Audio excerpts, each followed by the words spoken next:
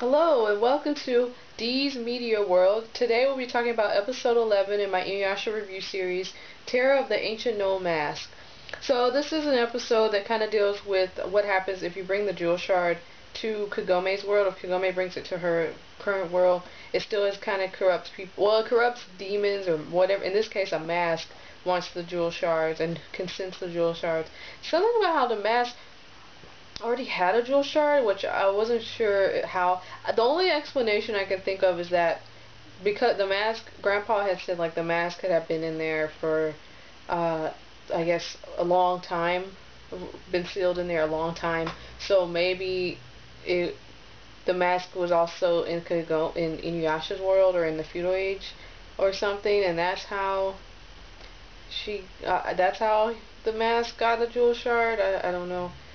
Maybe, I guess. But anyway, this is the first time in a while where Kagome goes, in a little while since she goes back home. In the show, like if you continue watching the show, there are quite a few episodes, probably 10 or so, that are about Kagome being in her world, where it has nothing to do with the feudal ages or whatever. And it might deal with jewel shards, it might not, but usually it does.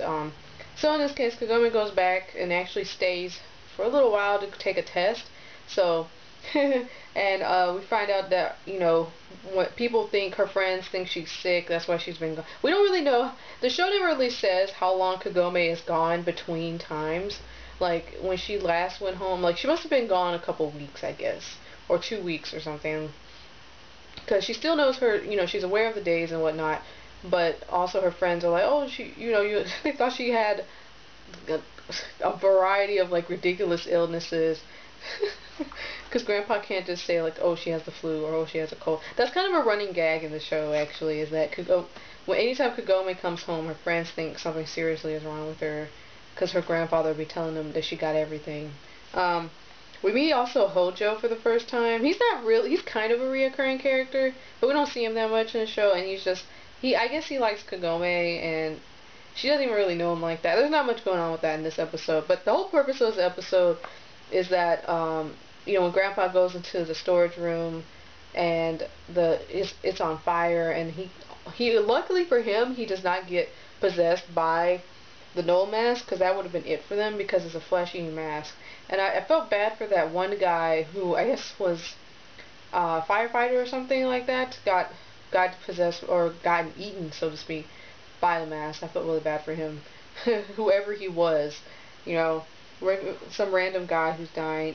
Sota's in this episode a lot, which is nice to see. He is the cutest little brother ever. He's so cute, and I think he's, what, 9 or something like that? He seems even smaller than a 9-year-old would be. Like, maybe he's 7. I don't know. I think he's 9, though. But he's so cute, and it's really cute seeing him trying to help, but he's too scared because he's a kid. And I like that. I realized there's no Shippo in this episode. Speaking of kids, there's no mention of Shippo. We don't actually see Shippo. We don't hear anything from him. I wonder if this episode was, I think in the manga, this episode actually came before Shippo came in the picture.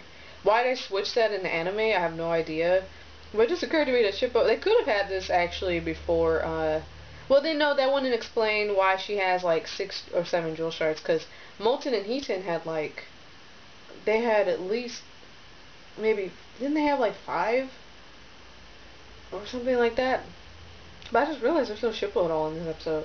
I wonder if Shippo and Sota would have been friends. And they would never get to meet, but I wonder if they would be. I guess they would. We see that, Kagome's, she's still brave. I always like that about Kagome. Like, she's not worried. She's worried about her brother, or she's worried that someone will get the jewel shards, but she's not actually afraid. And speaking of jewel shards, the Noel mask actually plummets through Kagome's window with the fire truck to get the jewel shards. I wonder how they got their house repaired, or what she told her mother when that shit happened, because we don't know what goes on with that. And that's funny.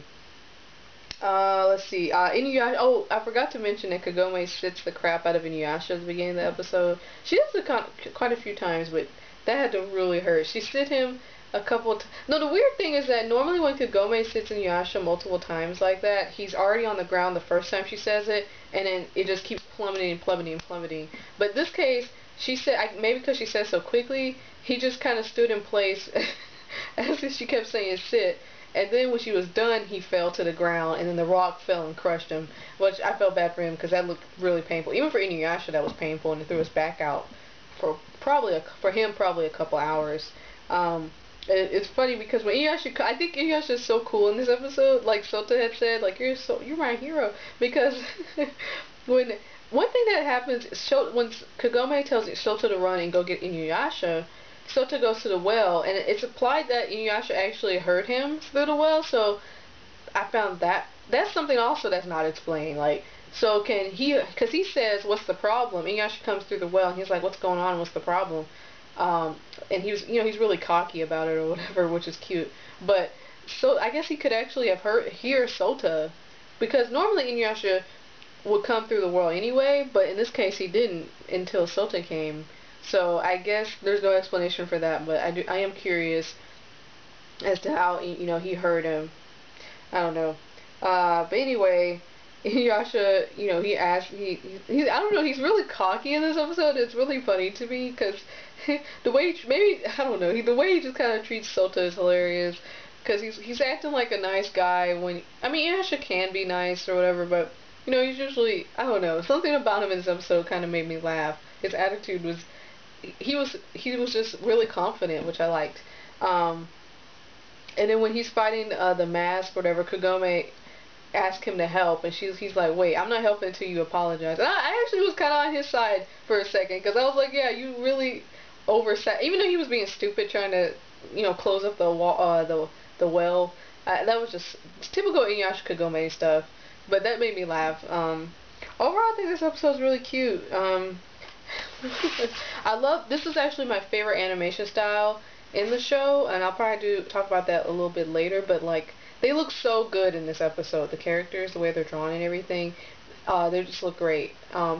This is a fun episode. I like seeing Kagome's family more. Her grandpa is like a little eccentric, but he really does believe, in the ancient scrolls and all that stuff and all that. That's cute.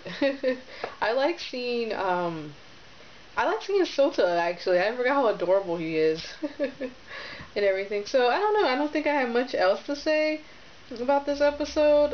It's funny. It's still typical Inuyasha episode where it's not really serious, but it's silly. Only could happen in this world. Her we don't really know, I guess, how much people know about this crazy stuff going on. Like I mean, like Sota's freaked out, which is totally appropriate from what's going on, but Kagome's almost sort of used to it at this point. So overall, I like the episode. There isn't too much more to say about it.